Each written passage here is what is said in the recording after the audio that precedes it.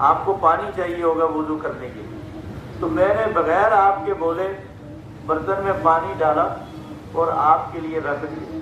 آپ جب تشریف لائے آپ نے دیکھا پانی کسی نے پہلے سے رکھا ہوا ہے، تو میں نے کسی سے کہا نہیں، آپ بڑے خوش ہوئے، آپ نے وہ پانی استعمال کیا، وضو کیا، اور پھر آ کر آپ نے پوچھا یہ پانی کس نے رکھا؟ تو کہتے ہیں میں نے عرض کیا کہ میں نے رکھا۔ آپ بڑے خوش ہوئے، آپ نے مجھے اپنے سینے سے لگایا اور پھر آپ نے دعا کی، یا اللہ اس کو قرآن مجید کی سمجھ عطا فرما، دین کا اس کو خوب علم عطا فرما۔ کہتے ہیں وہ جو دعا کی رسول اکرم صلی اللہ علیہ وسلم نے، بس اللہ نے پھر میرے لیے علم کے دروازے کھول دیے۔ امام بخاری رحمہ اللہ تعالیٰ نے یہ حدیث نقل کرنے کے بعد یہ بات لکھی ہے، اگر کوئی علم حاصل کرنا چاہتا ہے وہ اپنے ٹیچر کی، اپنے استاد کی عزت اور احترام کرے، استاد کی دعائیں لے، اور اگر خدا نہ خواستہ کسی سے استاد ناراض ہو جائے تو پھر اس استاد کے علم سے اس شاگرد کو کوئی فائدہ نہیں۔ اس کتاب کے ذریعے سے ہم علم سیکھ رہے نا، اس کتاب کا ادب بھی ضروری ہے۔ دیکھیں یہ کتاب آسمان سے نہیں آئی، یہ جو میرے اور آپ کے ہاتھ میں کتاب ہوتی ہے نا، اس کو کسی بندے نے محنت کر کے لکھا ہے، اس پر محنت ہوئی۔ وہ آدمی ہمارا محسن ہے جس نے یہ کتاب لکھی ہے، جس نے یہ اس علم کو ایجاد کیا ہے محنت سے۔ ہزاروں میل کے سفر کر کے ان لوگوں نے یہ علوم اکٹھے کیے ہیں۔ مجھے اور آپ کو ان محسنوں کے لیے بھی دعائیں کرنی چاہیے کہ یا اللہ ان کے درجات بلند کرو۔ ان کتابوں کا بھی احترام کرنا چاہیے جو ہمارے علم کا ذریعہ ہے، اور جو ٹیچر ہمیں پڑھا رہے ہیں ان کی بھی عزت اور احترام کرنی چاہیے، ان کے لیے ان کی لمبی زندگی کی اور صحت کی دعائیں مانگنی چاہیے کہ یا اللہ ان کو صحت عطا فرما، ان کی پریشانیوں کو دور فرما، ان کو مقام عطا فرما۔ اس سے اللہ تبارک و تعالیٰ سیکھنے والے کے علم میں غیب سے علوم عطا فرماتے ہیں اور اس کے علم میں اضافہ فرماتے ہیں۔ خدا نہ خواستہ کتاب کی بے احترامی ہوئی، ٹیچر کی اگر توہین کی، لاپرواہی کی، بے ادبی کی، تو کسی وجہ سے بھی اللہ تبارک و تعالیٰ علم سے محروم کر دیتے ہیں۔ دیکھو ڈگری کوئی چیز نہیں، ذہانت کوئی چیز نہیں۔ بہت سے لوگ ڈگریوں کے مالک گلیوں میں پھر رہے ہیں، بہت سے ذہین لوگ ٹھوکریں کھا رہے ہیں۔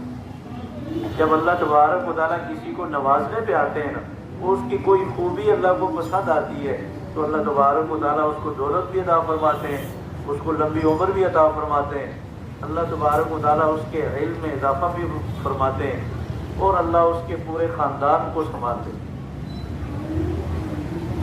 اس کے ساتھ ساتھ اس وقت موجودہ حالات میں آپ چاروں طرف سے سن رہے ہیں کہ بیت المقدس کے آس پاس رہنے والے مسلمانوں کے لیے بڑے سخت حالات ہیں۔ فلسطین کے مسلمان اس وقت چاروں طرف سے گھیرے ہوئے ہیں، ہزاروں کی تعداد میں بچے، عورتیں، بوڑھے سب شہید ہو رہے ہیں، اور ہزاروں کی تعداد میں زخمی ہیں، اسپتالوں میں اور سکولوں میں بھی محفوظ نہیں ہیں۔ آج ان مسلمانوں پہ ایک مشکل وقت ہے، ہمارے لیے لازم ہے کہ ہم ان کے لیے دعائیں مانگیں، اللہ ان کی مدد فرمائے۔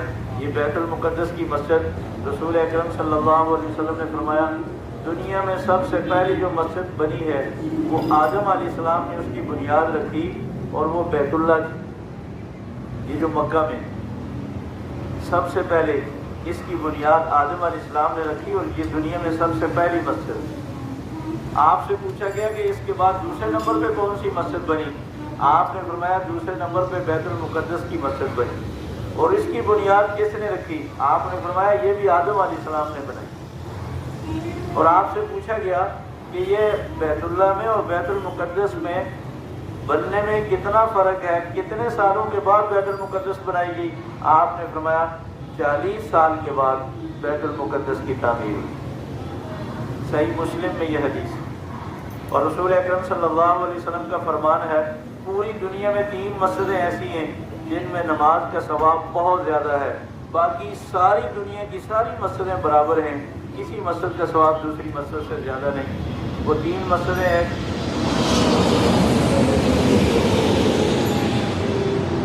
ایک مسجد حرام جو مکہ میں ہے، دوسری بیت المقدس تیسری مدینے میں مسجد نبوی. یہ 3 مسجدیں ایسی ہیں کہ جن میں نماز کا ثواب اللہ نے بہت زیادہ. رسول اکرم صلی اللہ علیہ وسلم جب معراج پہ تشریف لے گئے تو آپ کو مسجد حرام سے سفر شروع کرایا گیا اور پھر بیت المقدس میں لے گئے. جب آپ بیت المقدس میں پہنچے تو جیسے آپ نے دیکھا نا مسجدوں میں لوگ جماعت سے پہلے باوضو ہو کر صفوں میں بیٹھے ہوتے ہیں انتظار میں کہ امام صاحب آئیں گے تو ان کے پیچھے نماز پڑھیں گے. آدم علیہ السلام سے لے کر عیسیٰ علیہ السلام تک سارے نبی مسجد اقصیٰ بیت المقدس میں سب انتظار کر رہے تھے کہ رسول اکرم صلی اللہ علیہ وسلم تشریف لائیں گے تو آپ 2 رکعت نماز پڑھائیں گے, ہم آپ کے پیچھے نماز پڑھیں گے. تو آپ مسجد اقصیٰ کا اندازہ لگا لیں, آدم علیہ السلام سے لے کر رسول اکرم صلی اللہ علیہ وسلم تک سارے نبیوں نے اس میں نماز پڑھی اور سارے نبیوں کو رسول اکرم صلی اللہ علیہ وسلم نے نماز پڑھی. ہجرت سے 16 مہینے پہلے ساری دنیا کے مسلمانوں کے لیے اللہ تبارک و تعالیٰ نے لازم کر دیا تھا کہ نماز کے دوران آپ نے منہ مسجد اقصیٰ کی طرف کر کے نماز پڑھنی ہے. وہ قبلہ اول پہلا قبلہ وہ تھا.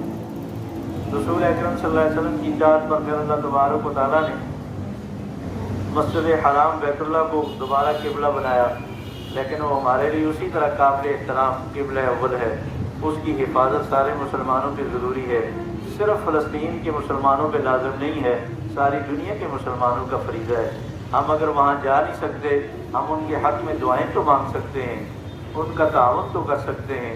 اللہ ہماری دعاؤں سے, ہمارے مال سے, ہماری کوشش